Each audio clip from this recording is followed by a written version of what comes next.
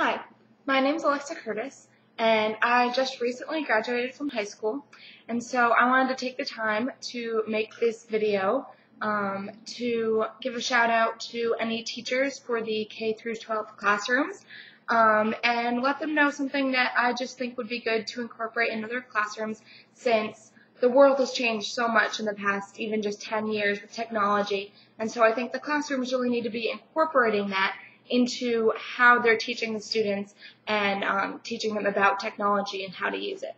So the two main things that I'm going to discuss today during this video is the use of Skype and Facebook in the classrooms, outside of the classrooms, because I think that both of those types of technology would be really useful to use in the classrooms, not only just in the classroom, but at home, to have students communicate with their teachers and other people from their class. So the first technology that I'll be talking about is Skype. There are a couple different reasons why I think this should be incorporated into the classroom. One of those reasons would be that I think teachers could use Skype as a sort of office hours because teachers, as we know, don't generally like to have to stay at school for hours after school waiting for a student to come by in case they need help with any homework or project.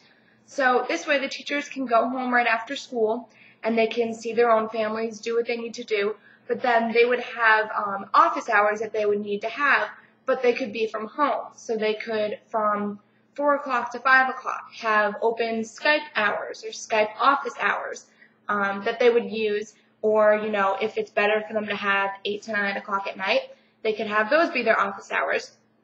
And at the beginning of each semester, they would post those and let the kids know in their class when their office hours are going to be on Skype.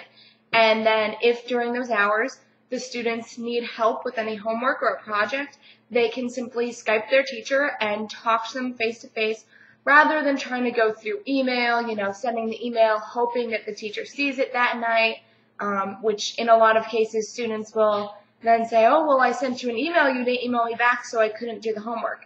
This way they wouldn't have that excuse to use.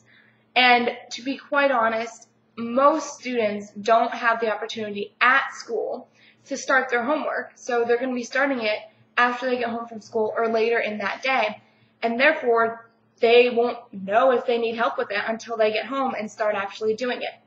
So if they had these Skype hours, it would allow the teachers to go home and do what they need to do at home, but also be there for the students, and the students could utilize that opportunity. The other thing is that Skype could be used in classrooms for students who are out sick and cannot come to class that day, but if there's a big, project going on or the teacher's going to go over something, the student could use Skype and still participate in the class and still be able to see the notes that are being taken so the student won't get behind and fall behind in their schoolwork. They could still know exactly what they need to do, and then the teachers could, any sheets that they hand out could be just scanned and sent to the students so that they could do it, and they would also, again, be able to use that Skype to ask the teacher any questions so that if the teacher is going over something and, a student then has to go back to the one that was sick and say, oh, here are the notes, if that student doesn't get what the notes are, then they have to find the teacher and ask about it. But this way they could simply, through Skype, be in class and ask the questions then and there so that it really stays in their brain and makes that connection. Another really great thing about Skype is that you can use this for all different cultures. So, for instance, in a Spanish class, if the teacher wanted to show the students some Spanish-speaking people, they could have connections for people who do speak Spanish in a different country or even in a different part of this country and Skype them and use that to allow the students to get a broader view of different cultures. And then I'm going to move on to the aspects of Facebook. One of the things that students can do is they can have groups. So certain friends of theirs they can put into a group. They could have best friends, they can have family, or in this case they could have a class, so English class friends. And those are the friends that are in their English class, and that's as well where they would put their teacher. And so that way they could kind of keep everything separate. And another thing is that the students can make it so that when they're posting certain things that are private, they can make it so that the teachers don't see it, so there's no, invasion of privacy or anything through that. And also a lot of the times teachers will have separate Facebook accounts that are specifically just for teaching.